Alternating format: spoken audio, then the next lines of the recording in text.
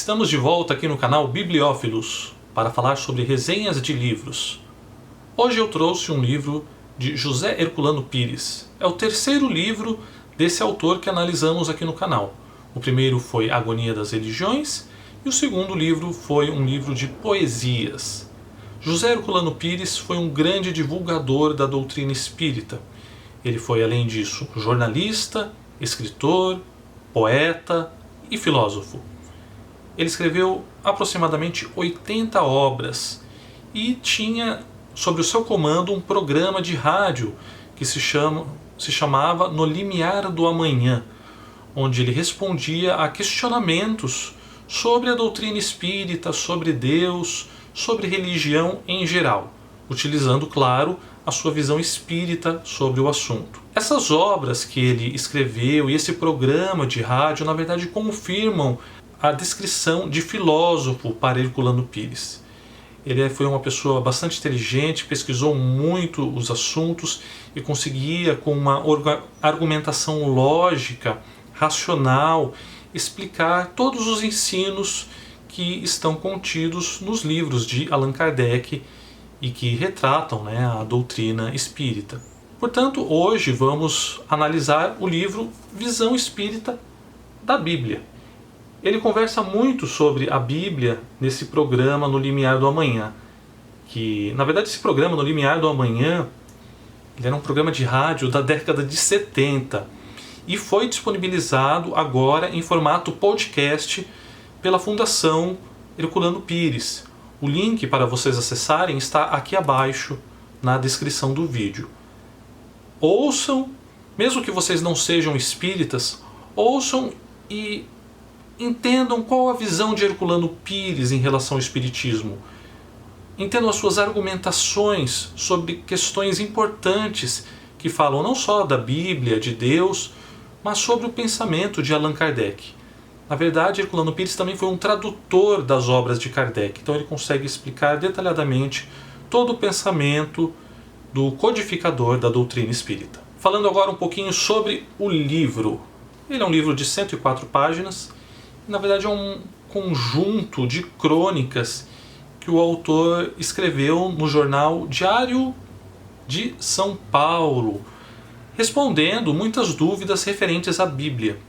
Então ele vai mostrar qual a visão de Deus, a visão da Gênese, da criação do mundo, de Adão e Eva, da vinda de Jesus, da interpretação do Evangelho e de todas as alegorias que estão contidas na Bíblia. Ele irá analisá-los sem os dogmas de fé, mostrando através da razão o que são alegorias, o que não são alegorias, de acordo com a visão espírita sobre a Bíblia.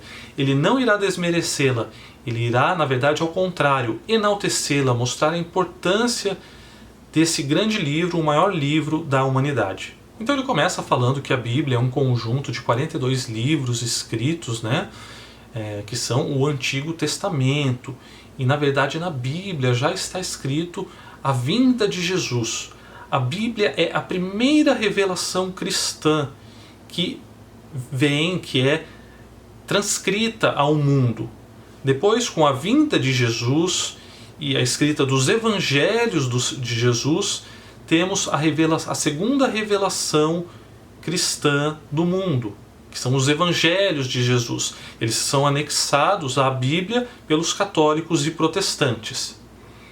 E o autor também vai nos falar a respeito da terceira e última revelação cristã, que é justamente as 5 obras de Allan Kardec, tendo como principal o Livro dos Espíritos. Com essas obras estará terminada a revelação cristã na humanidade. Então ele mostra que, assim como na Bíblia já estava falando que Cristo iria vir, nos Evangelhos também consta a vinda do Espírito da Verdade, que na verdade já chegou no século XIX, justamente com essas obras codificadas por Allan Kardec. Ele fala então que esses livros, os últimos de Allan Kardec, na verdade não vêm para contrariar ou reformar os Evangelhos, nem a Bíblia. Ao contrário, eles vêm para reforçar, para complementar esses ensinos anteriores. O autor então nos diz que a Bíblia não é a palavra de Deus, como muitos pregam, e sim a palavra dos homens. São revelações feitas aos homens por espíritos reveladores, que irão trazer mensagens de Deus ou não. Essas mensagens foram compiladas e formaram a Bíblia. E somente as religiões dogmáticas é que utilizam a descrição de palavra de Deus para a Bíblia, pois vai torná-la inacessível, indiscutível. Ela não poderá ser interpretada de outro modo, pois se for a palavra de Deus, ela está correta. Não existe questionamentos. Então Herculano Pires vai nos reforçar. O Espiritismo ensina a encarar a Bíblia como um marco da evolução religiosa na Terra, mas não faz dela um novo bezerro de ouro. O autor também irá demonstrar com próprias passagens que estão na Bíblia e nos Evangelhos o quanto a mediunidade está contida nesses livros e que eles não podem combater essa mediunidade, pois ela está contida. O próprio Paulo, em Atos, terá uma passagem que irá falar que os anjos vêm e trazem as mensagens de Deus. Na verdade, esses anjos são os próprios espíritos superiores. Em outra passagem, em Deuteronômio, mostra que próprio Moisés também confirma a vinda e a transcrição de mensagens por pessoas que eram médiuns. O que não podia acontecer, na verdade, era usar essa mediunidade, essa capacidade superior de receber mensagens de espíritos, de utilizar essa capacidade para o lado errado, para obter lucro, obter alguma vantagem pessoal em cima disso. E nisso, tanto Moisés, quanto a Bíblia, quanto o próprio Espiritismo condenam. Não pode ser utilizado como forma para obter vantagens pessoais. Herculano Pires também vai nos mostrar como que a palavra contida na Bíblia foi amoldada de acordo com os interesses das religiões, onde em muitos casos a própria palavra espírito foi substituída por dons espirituais. Então ele reforça que a Bíblia, estudada segundo o espírito que vivifica, sem os prejuízos da letra que mata, revela a sua face espirítica e, portanto, mediúnica.